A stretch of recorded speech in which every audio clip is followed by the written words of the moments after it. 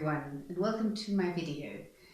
This video is made on a request of a subscriber who asked me to make a video on artificial harmonics. So I'm going to go into what are artificial harmonics, how do we practice them, and I'm also going to go into why it is so very healthy to practice them, regardless of whether you need them for repertoire or not. Artificial harmonics are basically harmonics on the fourth. We have natural harmonics, and basically if we take the open G string, and then we take our third finger C, 1/4 above the open G string, but we don't press the string down, we get a natural harmonic, which is 2 octaves above the open G string. The same thing, of course, on all the other strings. If you put your third finger down 1/4 above the open D string, that will be the G, but you don't press down the string, you get a natural harmonic which is 2 octaves above the open D string. Same thing on the A string, open A string, and you put your finger down, your third finger down on the D, 1/4 above the open A string, and you don't press the string down, you get a natural harmonic 2 octaves above the open A string, and on the open E string it's exactly the same. You have the open E string, put your third finger down 1/4 above, that's the A, and if you don't press the string down, you get a harmonic which is 2 octaves above the open E string. Those are natural harmonics. Now, for artificial harmonics, what we do is, for example, I'm going to demonstrate a lot on the lower strings because harmonics are less problematic on the lower strings. So that's a good place to start. If we don't use our open G string as a bass, but say, for example, first finger A. Now that is basically our new open string, and we put our fourth finger down 1/4 above that first finger A, that's a D. And if we don't press the string down with our fourth finger, we do press it down with the first finger because that's our new open string, but we don't press the fourth finger down, we get an artificial harmonic which is 2 octaves above the first finger A. So just to repeat this, you use your first finger to stop the note, you use your fourth finger 1/4 above, and you don't press down your fourth finger, you only press down the first finger, then you will get an artificial harmonic which is 2 octaves above the first finger. And that way you can play all the notes you want. You can play, for example, a G major scale, starting with the natural harmonic with the open G string, and then you stop the A and use your fourth finger, and then you do the same thing 1 note higher. You have to go into second position for that. So basically your first finger is now on the B, and your fourth finger is above the E, but you don't press the string down. You get a B which is 2 octaves above the B that you're stopping. Then you move into third position. Your first finger's on the C, fourth finger on F, don't press the string down, and then you get a C which is 2 octaves above the C which you are stopping. So without the explanations, a G major scale would sound something like this.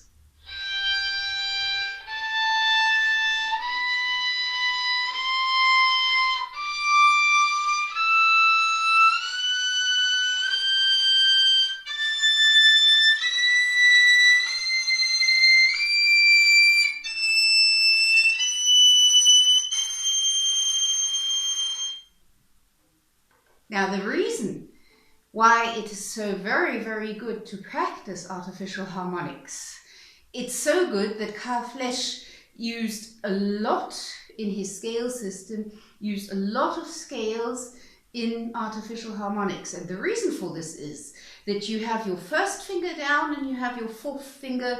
You're not pressing the string down with your fourth finger, but it has to be in a very exact position. So you're continuously moving in your frame of first finger and fourth finger. So that is our most important frame that we need for our hand position. Both fingers have to be perfectly in tune for the harmonic to come. Usually, if the harmonic doesn't come, it's because one or both fingers are not completely in tune. So you are practicing a huge precision for your left hand, and you are practicing the frame between first and fourth finger, and that is why it is so very, very good to practice harmonics. Okay, so now we go into how to practice harmonics. Any of you which have ever given any serious practicing to artificial harmonics know that they take patience and they take a lot of practicing time. So just be warned, don't expect this to work out right away. I will go into the left hand at first, because since the left hand is moving up in its frame, it's a good idea to just practice the first finger. So what you're doing is you're playing a scale. We'll use this G major scale I just demonstrated as a basis for this. You're playing a scale only with open strings and first finger.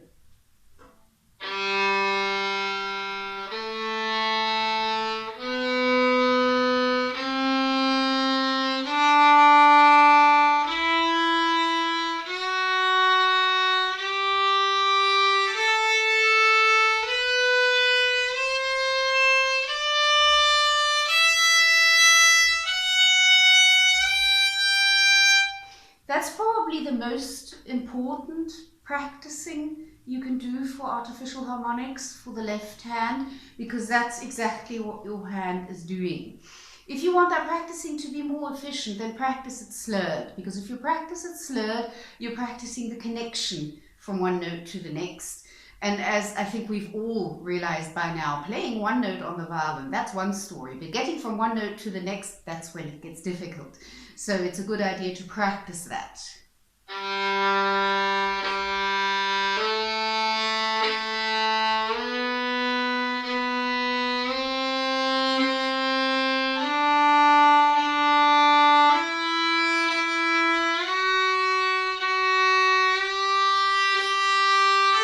And so on. Now, to make sure that your fourth finger can also do it, it's a good idea to do the same thing with the fourth finger, but keep the first finger down as well, because that's what you need for the harmonics. So we start, when we have the open string, we use third finger because it's 1/4 above the open string, and when we have first finger, we use fourth finger because it's 1/4 above the first finger. So we have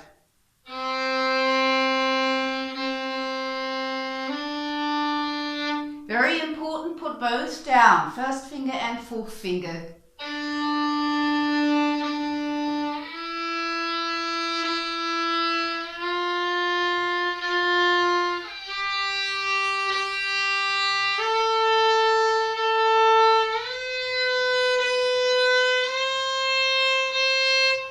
Very nasty to be doing a scale like that. It's a good idea after you've practiced the fourth finger to go back to doing the first finger one more time, because that will be in the key that you're playing. So you're playing the notes just 2 octaves below what they're supposed to sound as harmonics. And the first finger is the finger that leads. That's the more important one in this case. So you go back to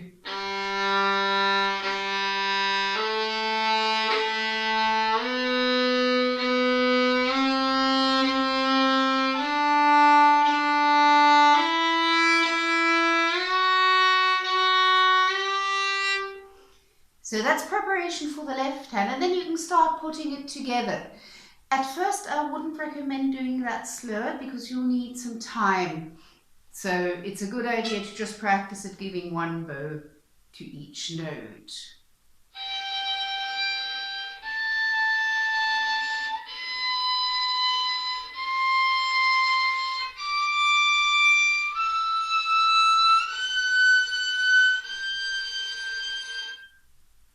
Now the next thing which needs to be practiced is the bow. The bow is very, very important in harmonics, particularly artificial harmonics. Very often the left hand can be beautifully in place and in tune and precise, and they still don't sound because harmonics have special requirements which you need to know about. The first most important thing you need to know is the point of contact for harmonics. The point of contact for harmonics is just about exactly 1 centimeter away from the bridge. And that's more or less exactly there, independent of which string you're on, and also independent of how high you are. So that's the one thing you need to know and you need to watch out for. That's why when you practice harmonics, look at the bow and look where the bow is. Very often the bow moves somewhere and we wonder why our harmonics don't sound. What you need is a very straight bow which remains exactly 1 centimeter away from the bridge. That's the one thing which is very important. The next thing that is very important is you need a high speed of bow, as high as you possibly can. That means use as much bow as you possibly can. A slow bow, yeah, you'll get the harmonic, but it's not very reliable.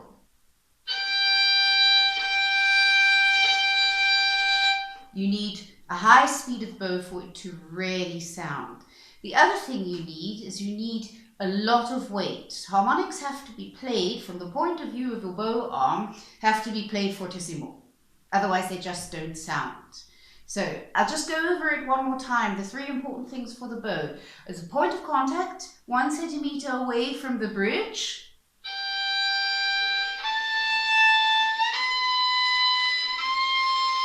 Practice that looking at your bow hairs so that you can control that that is exactly where your bow is. Because if you use a lower point of contact,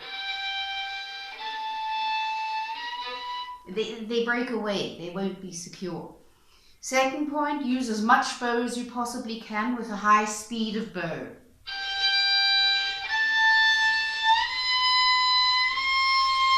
That's where the difficulty comes in of making sure that your bow, at that high speed of bow, that it actually remains in its point of contact 1 centimeter away from the bridge. And the third thing is to play with comparatively lots of weight, so that you're basically playing forte or fortissimo for the harmonics to sound.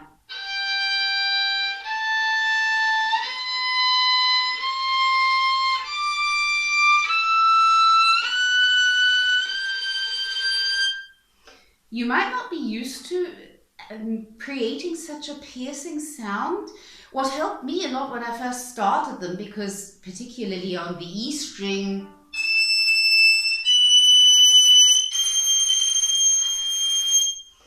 that's not only very high but very piercing. What helped me to get used to that sound was not to think of a violin sound anymore, but to think of the sound of a piccolo flute. Because a piccolo flute sounds very, very similar, and you need a pure piercing sound for harmonics, otherwise nobody else will hear them, and they also won't be reliable. So get used to that piercing sound of the artificial harmonics.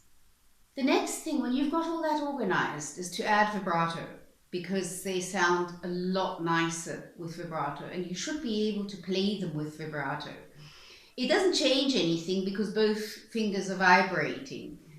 Of course, your vibrato has to be comparatively small, otherwise the harmonic will break away. But make sure as soon as you can get through that scale and have organized yourself that you immediately add the vibrato.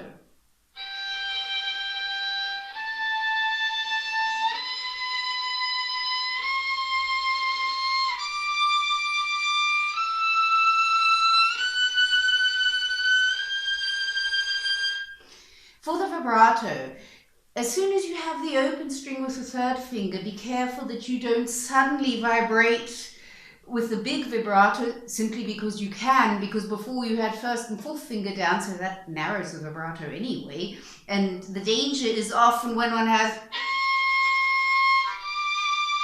that one then does a vibrato which is huge on the third finger and then the harmonic breaks away.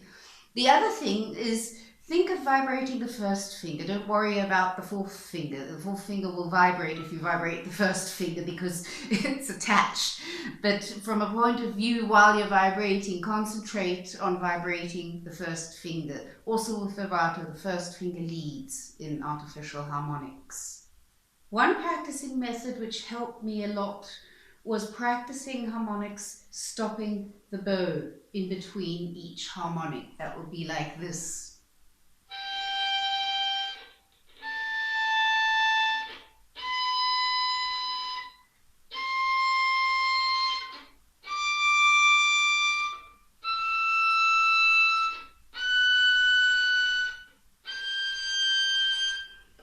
The point of this practicing method, first of all, is to give you time. You're not moving your left hand and your bow at the same time, so you're getting a bit of extra time there.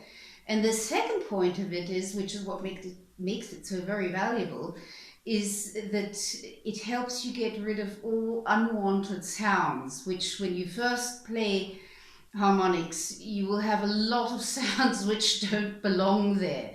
It takes a bit of time before you get a pure, crystal clear sound. But by practicing the harmonics with stopping your bow in between each one, it makes you more sensitive to unwanted sounds, and it will add to the precision of your harmonics. In general, I would recommend to start practicing artificial harmonics in scales. If you want sheet music for that, get the scale system by Carl Flesch. He actually went to the trouble of notating scales, all scales in harmonics, as well as broken third scales in harmonics. So if you want sheet music with a lot of harmonics, that would be what I would recommend. You can also do it by ear, starting with a G major scale, D major scale, C major scale. It doesn't really matter, but start with scales before you start playing any melodies.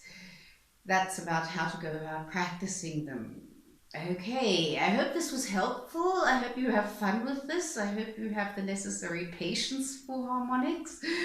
They do take a lot of patience. And interestingly enough, I worked on harmonics with Ruggiero Ricci, who's an absolute master of those sort of things. And he actually told me when he was a kid, he was a prodigy, his violin was tear-stained from practicing double-stop harmonics because they were so frustrating that he was crying. And tears stained the violin, they ruined the varnish. And he told me about that. So I kind of knew what I was in for. Double-stop harmonics are basically the same principle as artificial harmonics, just in double stops, so they are really, really nasty. But even when one just starts practicing the normal artificial harmonics, one usually has a lot of frustration. So perhaps it helps you to know that we all know these frustrations. So I wish you a lot of patience. And if you have any questions, or if you want me to add anything to this video, please let me know in the comments, because there's so much to be said about harmonics and how to practice them. So perhaps I can be of help.